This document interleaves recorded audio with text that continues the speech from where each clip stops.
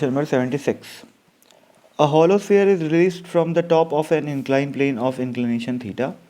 What should be the minimum coefficient of friction between the sphere and the plane to prevent sliding? तो अब भाई यहाँ पर अगर फ्रिक्शन नहीं होता तो ये रोल नहीं करता, ठीक है, और अगर फ्रिक्शन सफिशिएंट होता नहीं होता, फ्रिक्शन सफिशिएंट नहीं होता तो भी रोल नहीं करता। तो बोला है कि भाई मिनिमम फ्रिक्शन कोफिशिएंट क्या होना चाहिए।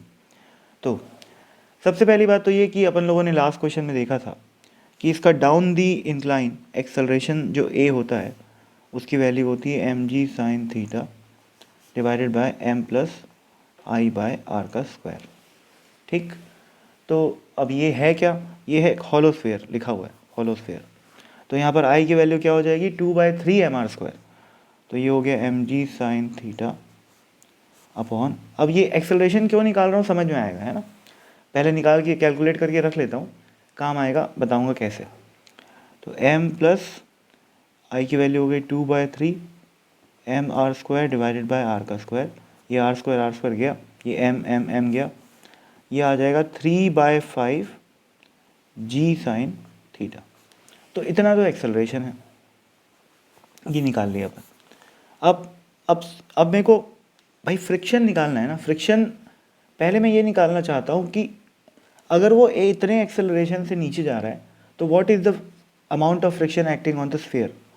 तो सोचो भाई यहाँ पर और कौन कौन से फोर्स लग रहे हैं। यहाँ पर एक लग रहा है एम जी, मतलब एम जी साइन थीटा, और यहाँ पर क्या लग रहा है नॉर्मल रिएक्शन जिसकी वैल्यू एम जी कॉस थीटा के बराबर होगी, और साथ ही साथ एक फ्रिक्शन लग रहा है यहाँ पे ऐसे।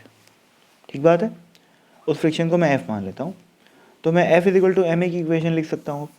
तो नीचे की तरफ लग रहा है M G sine theta, up the incline लग रहा है फ्रिक्शन, तो m ji sine theta minus f is the net force is equal to mass times acceleration. ये रहा एक्सेलरेशन, तो 3/5 जी साइन थीटा। तो इससे एफ की वैल्यू क्या आ जा रही है, 1 - 3/5 is 2/5 M G sine theta.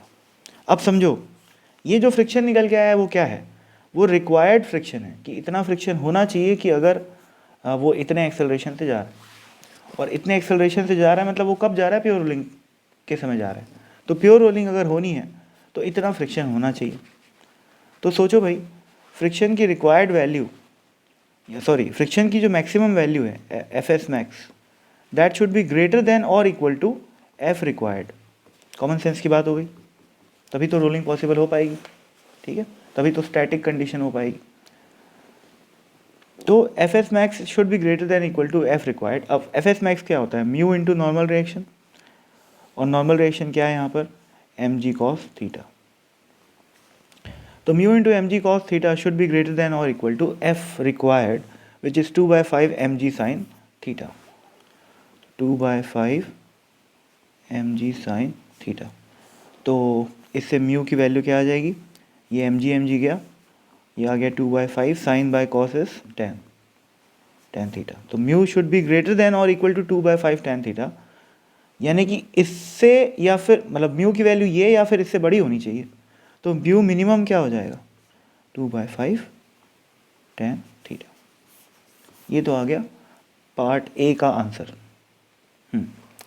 अब आगे क्या लिखा हुआ है देखो, find the kinetic energy of the ball as it moves down the length L on the incline if the friction coefficient is half the value calculated in part A। तो पूछा है कि अगर फ्रिक्शन कोफिशिएंट जो अपन part A में calculate किए हैं उससे आधा हो, कितना कैलकुलेट किए हैं भाई 2/5 टेन थीटा। तो हमको बोला है कि फ्रिक्शन ऑफ कोफिशिएंट क्या हो 1/5 टेन थीटा हो अगर, तो जब ये बॉल नीचे कितना एल डिस्टेंस चले जाएगी तो यहाँ पर इसकी स्पीड क्या होगी, सॉरी यहाँ पर इसकी काइनेटिक एनर्जी क्या होगी, ये क्वेश्चन में पूछा हुआ है। ठीक है, तो देखते हैं। पहली बात तो भाई अगर फ्रिक्शन रिक्वायर्ड कोफिशिएंट फ्रिक्शन से आधा है तो रोलिंग तो नहीं होएगी, है ना, तो स्लाइडिंग होएगी, मतलब रोलिंग तो नहीं होएगी। और वो स्लाइडिंग और स्किडिंग में थोड़ा सा फ़र्क होता है पर उसमें अपन नहीं जाएंगे, रोलिंग नहीं होएगी। ठीक है, फोर्सेस क्या क्या लगेंगे, यहाँ पर लगेगा अपना एम जी साइन थीटा, और यहाँ पर लगेगा फ्रिक्शन। और पिछले बार फ्रिक्शन क्या लगा था, ये 2/5 एम जी साइन थीटा, पर इस बार फ्रिक्शन कोफिशिएंट को आधा कर दिया है तो फोर्स भी आधा हो जाएगा। तो 2/5 mg साइन थीटा की जगह mg साइन थीटा बाय 5 आएगा। ठीक है, तो यहाँ पर f की वैल्यू आ जाएगी 1/5 mg साइन थीटा। ठीक है, तो रोलिंग तो कर नहीं रहा है तो एक्सेलरेशन तो आएगा ही फिर भी नीचे, और एंगुलर एक्सेलरेशन भी आएगा, पर a बराबर r इंटू एल्फा नहीं होगा, बिल्कुल नहीं होगा क्योंकि रोलिंग नहीं हो रही। ठीक, तो सबसे पहले f is equal to m a की इक्वेशन लिख लेते हैं। क्या बोल सकता हूँ मैं, नीचे की तरफ लग रहा है mg साइन थीटा माइनस ऊपर की तरफ लग रहा है f, तो mg sine theta minus f is net force is equal to mass times acceleration. ये पहली इक्वेशन हो गई। अब ध्यान रखना भाई, सीधा यहाँ पर a की वैल्यू अपन ये नहीं लगा देंगे, ये सॉरी मतलब ये नहीं लगा सकते, ये यूज़ नहीं करना है। क्यों? क्योंकि रोलिंग तो हो ही नहीं रही है ना, रोलिंग के समय ये एक्सेलरेशन की वैल्यू आती है, तो अब दोबारा इसको यूज़ मत कर देना।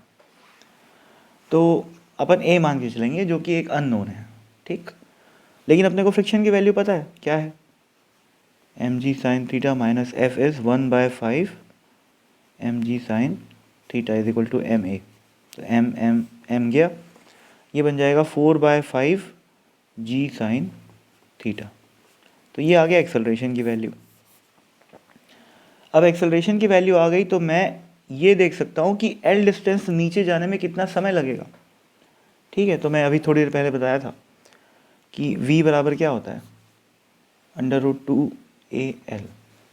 ठीक है, तो एक मिनट, एक्सेलरेशन, हाँ नहीं ये sorry I am so sorry, ये यूज़ नहीं करेंगे यहाँ पर। अपने को क्या पता है, इसका एक्सेलरेशन पता है और ये कितना डिस्टेंस नीचे जा रहा है ये पता है। तो हाँ, सबसे पहले तो हाँ बिल्कुल सही बात है, वेलोसिटी तो निकालनी ही पड़ेगी भाई, क्योंकि फाइनली अपने को काइनेटिक एनर्जी निकालनी है ना। तो पहले वेलोसिटी निकाल लेते हैं, वो आ जाएगी √2al, यानी कि 2 इंटू क्या है भाई a, 4/5 g sine theta, 4/5 g sign theta into क्या, इंटू l। तो ये बन गया 8g/5 साइन थीटा, यहाँ पर 8gl, ये आ गया स्पीड। अब मैं और क्या कर सकता हूँ, इतनी स्पीड एक्वायर करने में कितना समय लगा होगा ये भी निकाल सकता हूँ मैं। ठीक है ना, कैसे निकाल सकता हूँ, या तो ये यूज़ कर लो भाई, l is equal to half at², तो t की वैल्यू क्या आ जाएगी, 2l/a का अंडर रूट। और या फिर चूँकि अपन लोग v निकाल ही चुके हैं तो v is equal to u plus at भी कर सकते हो। ठीक है, लेकिन मैं सीधा, मैं तो यही मान रहा हूँ, मान लो नहीं निकाले होते तो स्पीड, तो क्या करते, सीधा t इज इक्वल टू क्या करते हैं, √2h/g, याद है ना, h हाइट से किसी बॉल को ड्रॉप करोगे, g एक्सेलरेशन से नीचे जा रहा है तो टाइम कितना लगता है, √2h/g लगता है। तो यहाँ पर क्या हो रहा है, यहाँ पर अपन l डिस्टेंस नीचे जा रहे हैं, तो 2l बाय एक्सेलरेशन g नहीं है बल्कि क्या है, ये 4/5 g साइन थीटा। तो 4/5 यहाँ पर आ जाएगा g साइन थीटा, इतना टाइम मिल रहा है उसको नीचे जाने में। तो अब इस टाइम का क्या करूँ, अब इस टाइम से मैं निकाल सकता हूँ उसका एंगुलर एक्सेलरेशन, सॉरी उसकी फाइनल एंगुलर स्पीड निकाल सकता हूँ। क्यों? क्योंकि मेरे को वो वाला फोर्स पता है जो कि हमको टॉर्क प्रोवाइड कर रहा है, ये फ्रिक्शन की वैल्यू हमको पता है, ये फ्रिक्शन ही वो मात्र फोर्स है जो टॉर्क को प्रोवाइड कर रहा है, और वो कितनी देर के लिए लग रहा है, इतनी देर के लिए। तो इतनी देर में वो कितना एंगुलर वेलोसिटी प्रोवाइड कर लेगा ये अपन कैलकुलेट कर सकते हैं। ठीक है, क्या करेंगे भाई, omega is equal to alpha into t, या पहले ऐसे कर लेते हैं, omega is equal to omega naught plus alpha into t. Omega naught क्या है, 0 है, तो ओमेगा इज इक्वल टू क्या आ जाएगा, एल्फा इंटू टी। और एल्फा की वैल्यू क्या होगी भाई, tau by I, torque bye moment of inertia into time, ये हो गया स्पीड, फाइनल स्पीड। अब भाई फिर से बोल रहा हूँ मैं, ओमेगा बराबर v/r मत कर देना, रोलिंग तो कर ही नहीं रहा है ना वो, ध्यान रखते हैं इस चीज़ को। मतलब ये सिली मिस्टेक्स होती है जो आदमी कर देता है कई बार, इसलिए मैं बार बार हाईलाइट कर दे रहा हूँ। तो ओमेगा बराबर क्या हो गया, टाउ बाय आई इंटू टाइम। अब टाउ क्या होएगा, फ्रिक्शन इंटू रेडियस, ये हो गया torque, divided by moment of inertia. ये है क्या, ये है एक हॉलो स्फीयर, तो मोमेंट ऑफ इनर्शिया क्या हो जाएगा, 2/3 mr²।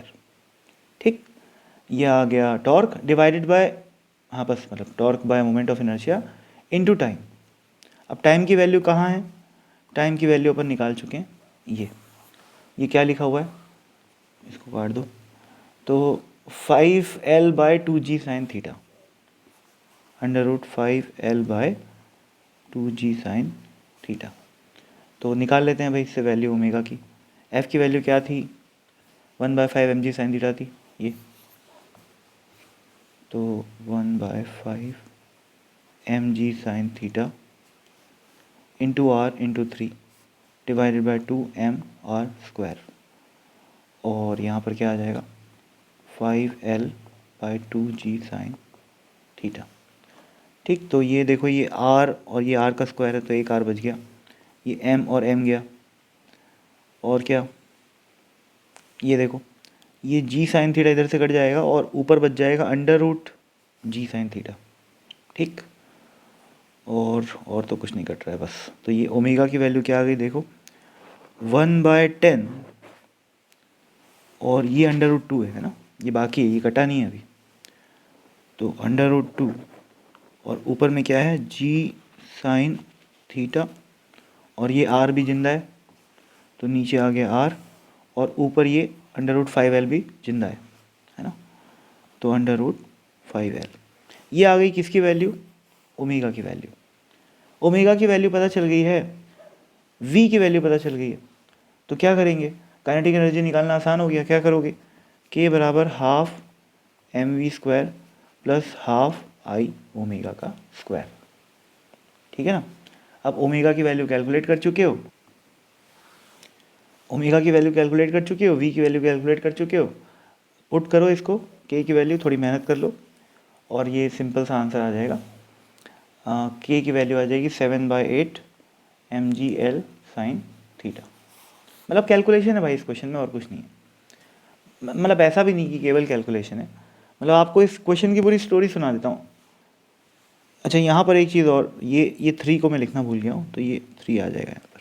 ठीक है, हाँ अब इस क्वेश्चन की कहानी एक बार मैं सुना देता हूँ, ये पार्ट बी की कहानी। ठीक है, कैलकुलेशन है बाकी सब। देखो हो क्या रहा है, अपने को ये पता है कि यहाँ पर लग रहा है mg साइन थीटा और ऊपर लग रहा है फ्रिक्शन, जिसकी वैल्यू पिछली बार की फ्रिक्शन से आधी है। तो चूंकि फ्रिक्शन इनसफिशिएंट है तो रोलिंग नहीं हो रही है, तो a = r इंटू अल्फा काम नहीं करेगा। तो अपन क्या किए, mg sine theta minus f = ma, ये f = ma की इक्वेशन लगाया यहाँ पर। इसको सॉल्व करके हमको मिल गया एक्सेलरेशन। अब एक्सेलरेशन मिल गया तो हम लोग क्या कर सकते हैं, l डिस्टेंस जाने में कितना समय लगेगा ये निकाल सकते हैं यूजिंग ये वाली इक्वेशन। ठीक है ना, कौन सी वाली इक्वेशन, ये वाली इक्वेशन, √2h/g वाला जो √2L/a। ठीक है ना, √2L/a से अपन क्या निकाल सकते हैं, टाइम निकाल सकते हैं जितना लगेगा उसको ऊपर से नीचे जाने में, पहला। और दूसरा अपन उसकी स्पीड निकाल सकते हैं √2AL से। तो स्पीड निकल गया और टाइम निकल गया। इस टाइम से अपन क्या निकाल लिए, अल्फा निकाल लिए, सॉरी ओमेगा निकाल लिए, क्योंकि ओमेगा बराबर क्या है अल्फा टी, और अल्फा किसकी वजह से है, फ्रिक्शन की वजह से, और फ्रिक्शन का टॉर्क हमें पता है F × R आएगा। ठीक है ना, तो टॉर्क पता चल गया, आई हमको पता ही है, तो टाउ/आई करके क्या निकल गया, अल्फा निकल गया। टाइम अभी अपन लोग कैलकुलेट किए, तो टाइम इंटू अल्फा दोनों निकल गया, इससे क्या निकल गया, ओमेगा। ओमेगा की वैल्यू ये निकल के आई। तो अब काइनेटिक एनर्जी पूछा हुआ है फाइनल, तो half I omega plus half mv², इतना ही सा मामला है।